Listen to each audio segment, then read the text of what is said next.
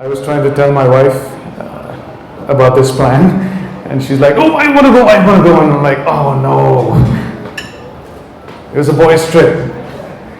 It's like, "No, no, no, I want to go. It's your car. You can decide, right?" And married people here will understand it's difficult to say no. And I said, "Okay." So I said, "Okay, let's do this." So I started off driving from here. She didn't start driving from here. She wanted the fun stuff. Like, from here to Delhi, nah, boring, you go. I'll join you on a plane. I'm like, okay.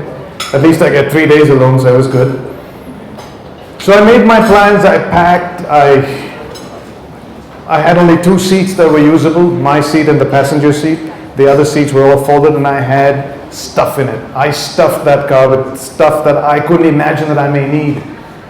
I had like 30 bottles of water, 2 cans of, 2 empty cans to fill diesel. And I had clothes up to the wazoo because I don't know what kind of weather, or if the car breaks down, what am I going to do on the way? So I had a tent. I had things that I would want to survive if I needed to survive. God knows what happened. It's a brand new car, not that I had a problem with the car. But you never know. So I started driving, and I don't know, 2 years ago, if you remember, if you're from Bangalore, there was this time when there was a large cloud, one massive cloud that covered, at least from Bangalore all the way till Delhi. So 3 days of just driving in the rain, and that wasn't fun. I thought about all my loved ones, my near and dear ones. You couple that with all the lorries that don't really follow rules. So you're playing a video game going through there, and it's all wet, and then I'm getting my 4-wheel drive. I'm feeling like a man. Yes, I've got my man machine here with me, and I felt really good. And then I hit Gujarat, Modi land. It was great. The best roads ever. Anyone driven through there? 1, 2. All right, the next trip, take it through that state. It is amazing to drive on it. So I went through there, and then I drove about I didn't drive at night, so don't ever make that mistake, okay? That would be the stupidest thing you all will do. Don't drive at night. There's no need. You can't see anything, right? So what's the point? Drive when the sun's out. I drove about 10 hours a day. I started at like 4:30 in the morning, and I finished by about 6:30. A little more than 10 hours, I guess. And stayed the night in a hotel. I reached Delhi, so I'm going to fast forward this now. I reached Delhi. A bunch of my friends joined us there, including the wife. So there's 14 guys, 1 lady, my wife. And none of them gave me walkie-talkie. Everybody else had a walkie-talkie except me. Why? Because I had my wife with me, and she should hear all the banter that happens with the boys, all the gali galoch. So I kind of felt left out from day one. And I'm looking at my wife, I'm like, "Did you have to come?" She's like, "Yes." Because I'll be worried about you sick. I'd rather be with you if you're in danger than to have to worry about what's going to happen to you while I'm away, while you're away. So that was her excuse. So we got going, 7 cars in all, 14 of us. One Innova, the rest were all SUVs, all souped up, because we are off-roaders, and I do that. I'm crazy. I buy my car and trash it, and that's kind of difficult. I'm hoping I can take a Zoom car and go off-roading. Is that allowed, Greg? Yeah, no, but yes? Please don't trash the car. No, I won't. The terrain will. We just do it with Scorpio. Okay, so we were all off-roading cars because we intended to off-road in Ladakh, and on our way there, because it's a long journey, and you know those roads are like winding this way, so we found a way to go kind of straight.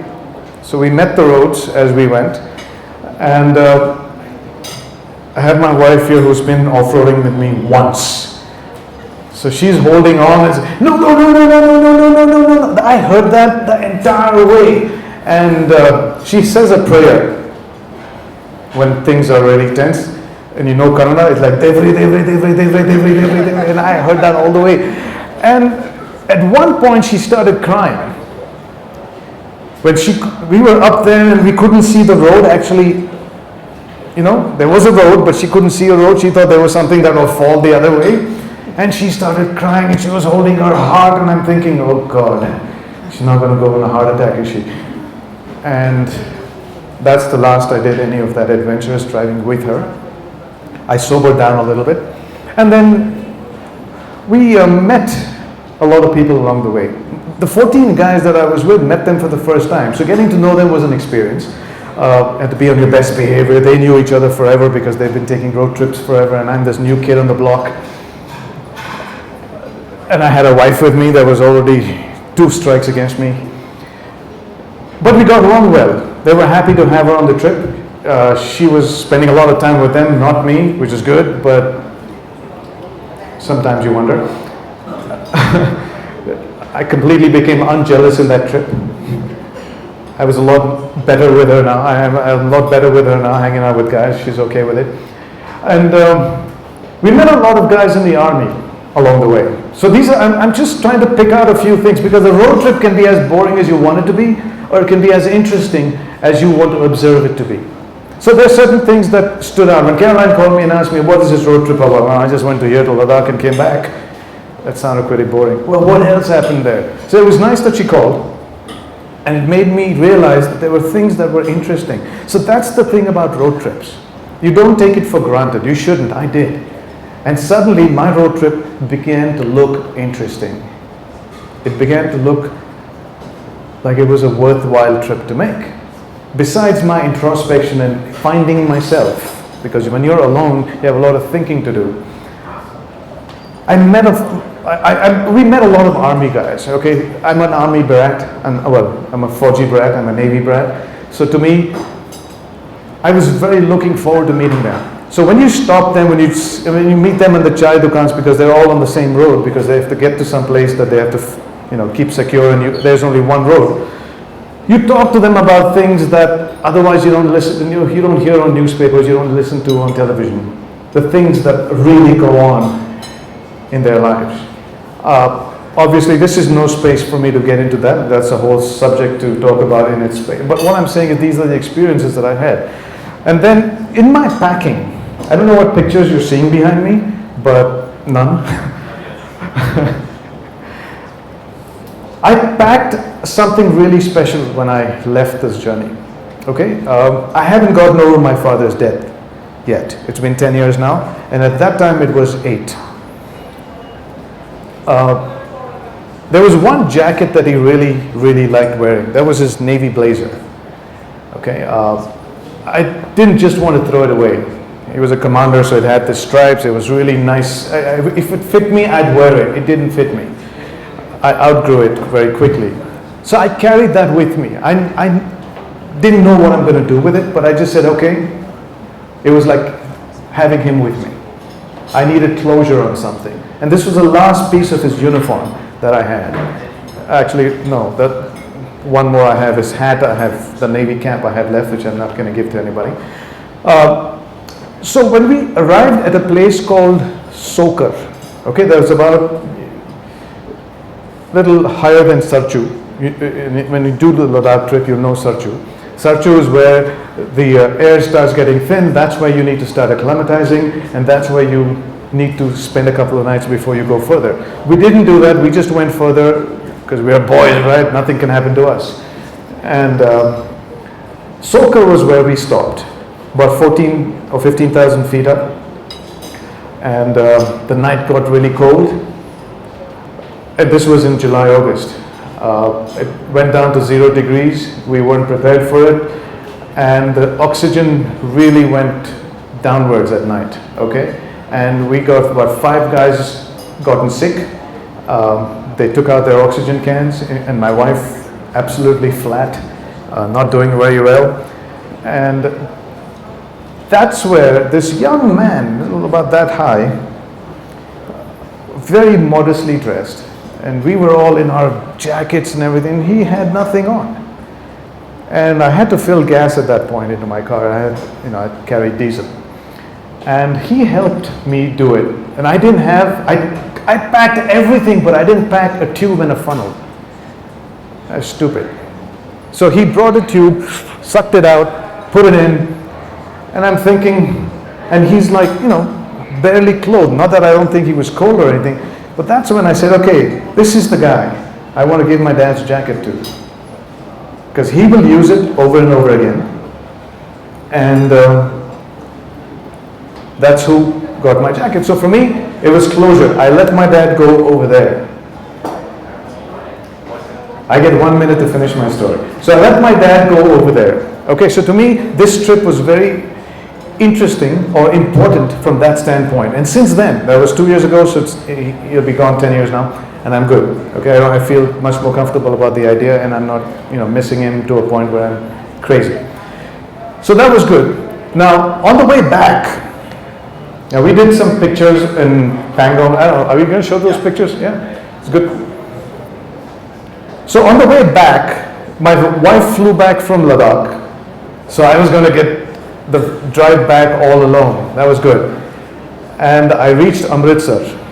Okay, we went via Himachal, came back via Srinagar and Jammu. I reached Amritsar, and I get a call from my wife saying that she's really, really sick, and that she has to go through an angiogram. So her heart was functioning at 50% and lower because of this trip and the altitude and what it did to her. So I dropped my car off in Amritsar.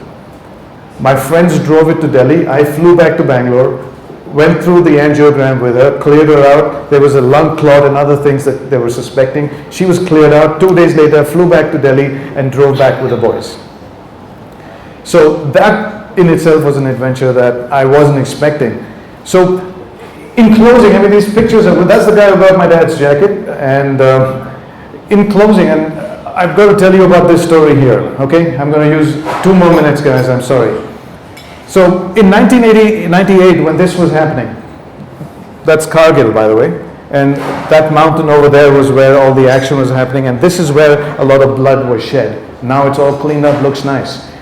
And I did a lot for what I could as an Indian citizen at that time to help my soldiers, and I was very emotionally attached to this particular war. I'm old enough to have seen the 1971 war as well, because my dad was in the Navy, but this was particularly very dear to me. And my visiting here was like a pilgrimage.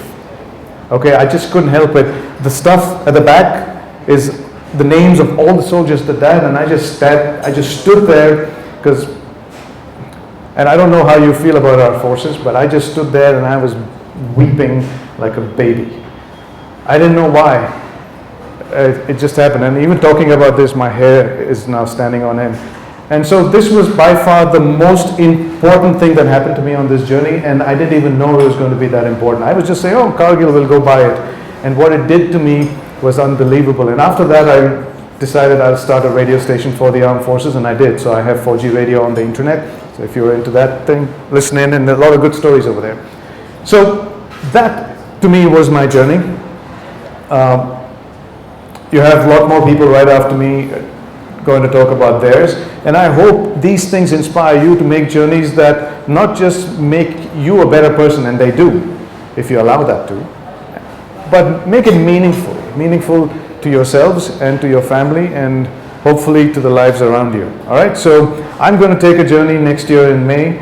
I'm planning and preparing because it takes that long. I'm driving from here to Scotland, about 14,000 kilometers. I know everybody and their auntie is doing it now, but I'm actually shooting a documentary about love while I go along the way. And why love? Well, that's a whole different discussion to have, but I'm looking forward to that. Hopefully, I'll see you guys on the road somewhere, and now that I know they have SUVs, I will talk to them about renting one.